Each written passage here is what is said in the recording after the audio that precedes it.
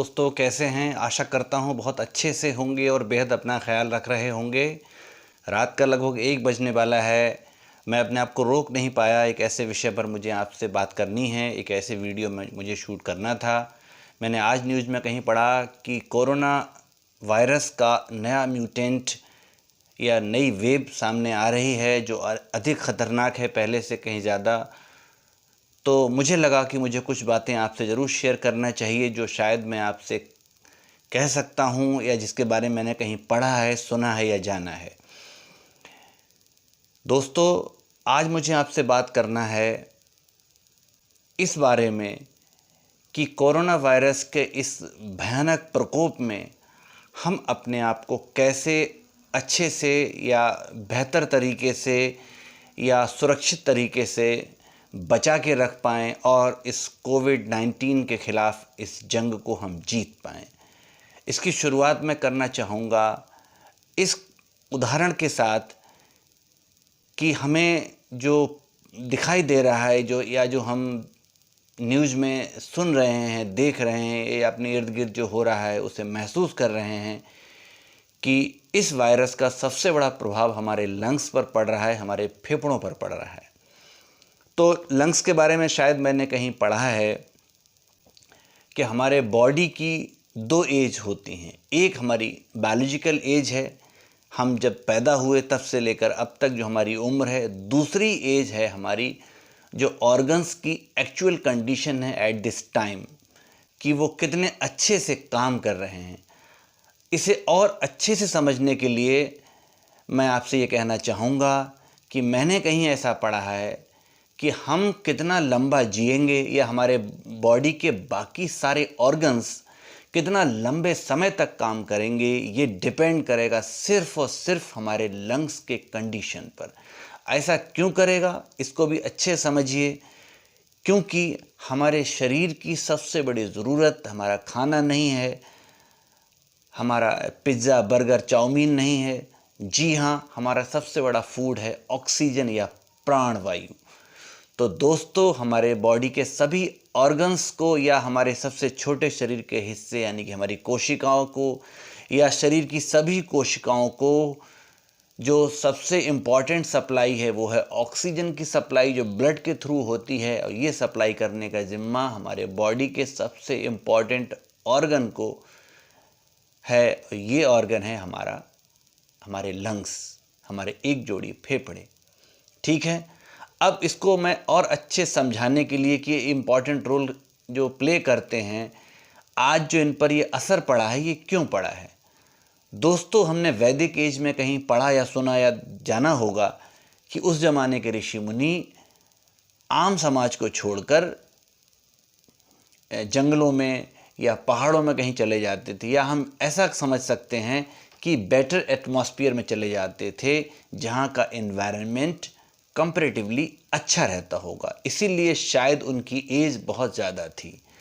मैं छोटा सा एग्जाम्पल सिर्फ ऋषि परशुराम का दूंगा, जो त्रेता में तब भी प्रकट हुए जब भगवान राम ने शिव जी का धनुष तोड़ा स्वयंवर के समय, और वही परशुराम हमें द्वापर में दिखाई दिए जब वो भीष्म पितामह के गुरु बने और बाद में अंगराज कर्ण के गुरु बने। यहाँ मेरा कोई इरादा आपको ये वैदिक हिस्ट्री पढ़ाने या बताने का नहीं है। मेरा सिर्फ इतना कहना है कि ये एग्जाम्पल बताता है कि ऋषि मुनियों की उम्र इसलिए ज़्यादा हुआ करती थी क्योंकि वो बेटर एटमॉस्फेयर या इन्वायरमेंट में रहा करते थे, just because the difference of available fresh oxygen, that is the requirement of lungs.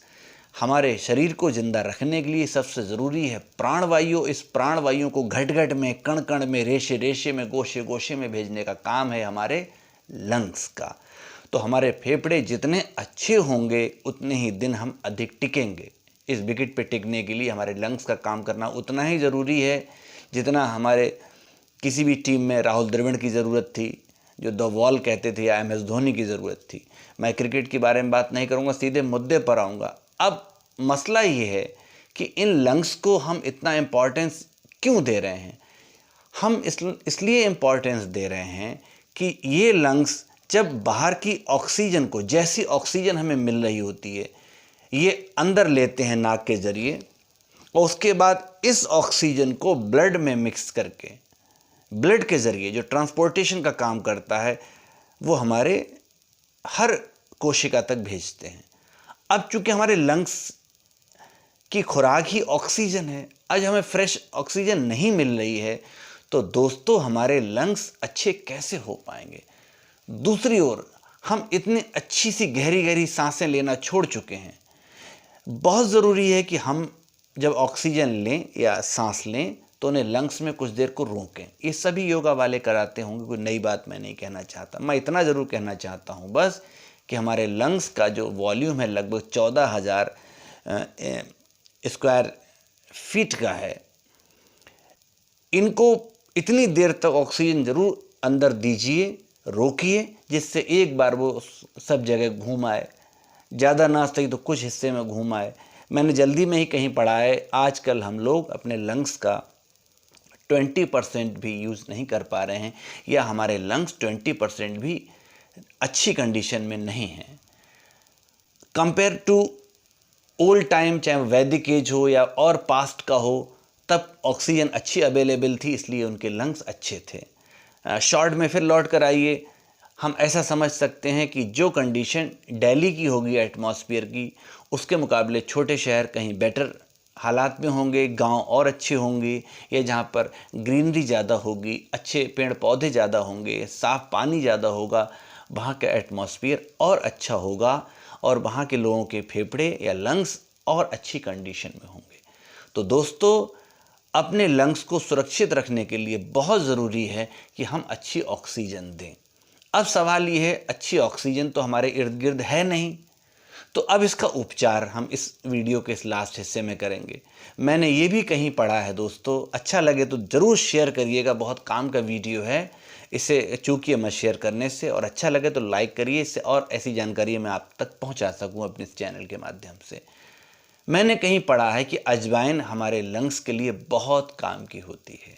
ऐसे ही शायद थोड़ा बहुत हमने काली मिर्च के बारे में पढ़ा है। अगर हमारे लंग्स पर कफ जम जाए, ये भी मैंने कहीं पढ़ा है, जब कफ हो जाता है हमारे लंग्स में तो हमारे लंग्स में छेद हो जाते हैं, हमारे लंग्स डैमेज होने लगते हैं। तो कभी भी कफ नहीं होना चाहिए। तो इसका भी मैंने कहीं पढ़ा है कि आप हल्दी का यूज़ कर सकते हैं इस कफ को दूर करने के लिए, काली मिर्च का यूज़ कर सकते हैं इससे लड़ने के लिए, और एक बहुत अच्छा इलाज सबसे बढ़िया जिंजर यानी कि अदरक। तो अपने डेली रूटीन में अदरक का यूज़ करिए, काली मिर्च का यूज़ करिए, और हल्दी का आजकल बहुत चल रहा है, हल्दी वाले काढ़े बना रहे हैं लोग, दूध में डाल के ले रहे हैं। तो इन सब चीज़ों को, चूँकि एंटीबायोटिक का काम हल्दी करती है, ठीक है, तो हल्दी, काली मिर्च और अदरक, हो सके तो साथ में कहीं तुलसी के बारे में भी सुन रहे हैं, बहुत काम का है, इसका भी यूज़ करिए इस कोविड-19 से लड़ने के लिए।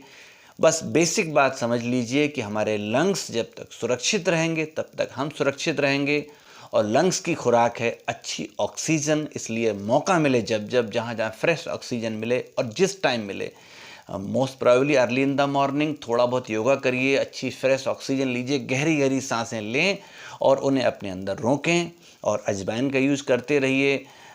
सोते समय जैसे काढ़े चल रहे हैं, आप अजवाइन का, काली मिर्च का काढ़ा बना सकते हैं, अदरक का यूज़ कर सकते हैं, और हल्दी का भी यूज़ कर सकते हैं। दोस्तों, अच्छा लगा हो तो वीडियो ज़रूर शेयर करें अपने साथियों को, और एक लाइक तो करना ही चाहिए आपको। मुझे ऐसा लगेगा कि मेरा ये प्रयास सार्थक रहा।